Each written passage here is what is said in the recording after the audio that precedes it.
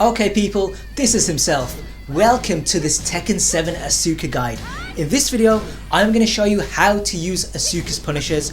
This is for standing and while standing, and I'm also going to show you the best follow-ups. But before we begin, there's one thing I want to mention. All my testing has been on Leo, and that's because Leo has average movement. There are some characters though that have exceptional movement, people like Lily and Elisa, and against them, some of the stuff I'm going to show you is not going to work. So with those guys, you're just going to have to try something else. With that out of the way, let's get on with this. So starting at 10 frames, we have one jab. Just one jab. Asuka does have extensions, but they are not natural combos, and they're not that rewarding either. So what I would do is just use the frame advantage. Now unlike a normal jab, Asuka is at +9, not +8, and that affords us some setups. Your best option is probably D2. This is safe, mid and tracks all movements. It also forces crouch and is a launcher on counter hit. To make them duck, use DB3. This is 21 frames so it can be jabbed, but it tracks all movements and it's only -12. Now because of those two, some people might freeze up, so in that case go for F4. This is a high, but it's plus frames on block. At the wall, the story is a bit different. Here your safe mid is DF3. This is 20 frames so it can be beaten, but it's safe, tracks all movements and also wall splats. To make them duck, use down 1+2. This will also track all movements, and on hit, DF3 is guaranteed. It also guarantees a rage drive, and that itself guarantees a DF3 as well. On top of that, the move is high crushing, so in this case, jabs and magic fours will not beat you. At 11 frames, we have standing 4. This does 10 points more damage and puts us at +7. But the opponent is pushed away, and because of that, there's no real follow-ups. What that means is that I'd only go for this if standing 4 is going to kill and single jab won't. At 12 frames, we have 2-3. This does 29 damage and it puts them on the floor. Now because it's a flip over, they can't quick back roll, so we actually get some oki. The safe option is FF3. This can be blocked, but it launches wake up kicks.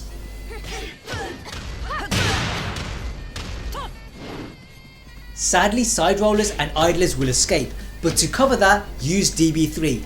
This will hit them on the floor and it still beats out wake up kicks. What's also good about this is it wall splats. I'm not going to cover the combos here, but I will be doing a video on it, so if you want to see that, make sure you subscribe. Moving on, at 14 frames we have up forward 2. This transitions into a throw and it does 45 damage. From there we get oki. Your best follow up is probably D4. This can be blocked by standers and idlers will escape, but everything else gets hit. To cover that, use DB3. This will whiff against side or right, but it touches everything else, and it also counters wake up kicks. For a mid, your best option is DF3. This will hit people on the ground and side roll left. It also beats out wake up kicks. An alternative is back 4. This is a little bit faster and also a counter hit launcher. On top of that, it beats out recovery kick. Once people start standing and blocking, go for FF1. This is a mid and it puts us at +4.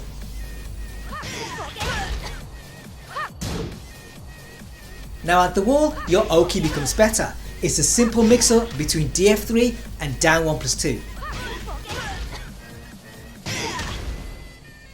But the move you should be using is down back 1-2. In the open, this does less damage, but at the wall, it will splat. So if you get the opportunity, use it. The last thing about up forward 2 is on a floor break stage. Here, the move becomes a launcher and you can easily do 70 damage. At 15 frames, we have DF2. This is a launcher and it gives us 60 damage easy. The good thing about it is it's safe on block, but it won't launch crouches. Even then, it still puts us at +5 and we still get a mix up. Your go-to low is D4. This is all movements, but it's -13 on block. For mids, it's a mix up between DF1 and DB1. The F1 will hit sights at right but not left. DB1 is the reverse. It hits sidestep left but not right.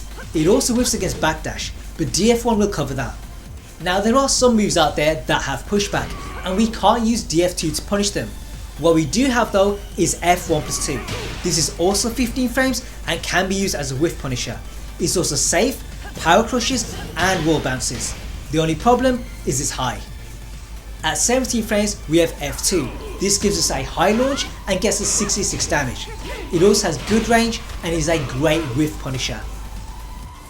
At 20 frames we have up forward 4. This is another launcher and gives us 70 damage.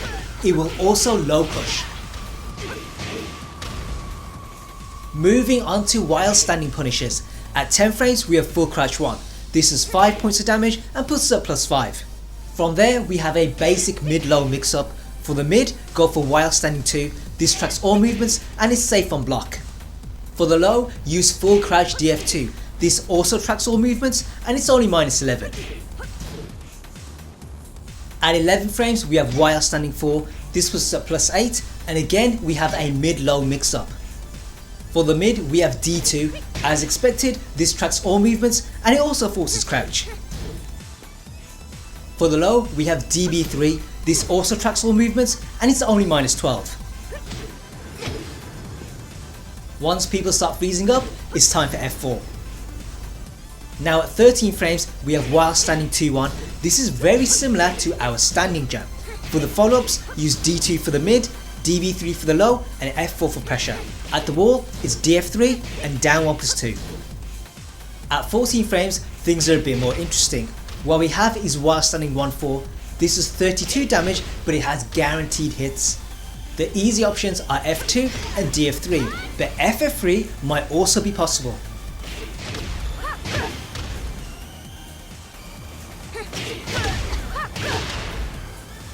In Rage, the damage goes up a notch. Here, the Rage drive is guaranteed, and that then guarantees an FF1. Along with that, at the wall, the move will splat, and that makes it even better.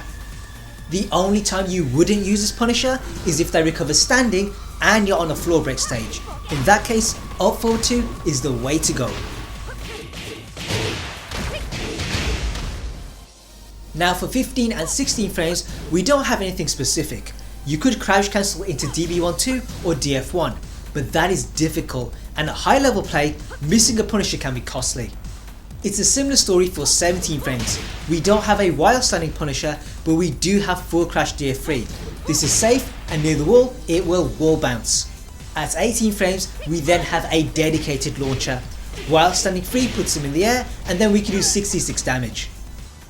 At 20 frames, we have up forward 4 again.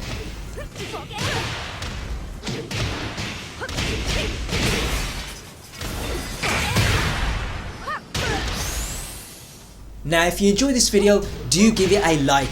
It really helps out this channel and it motivates me to do more for this character.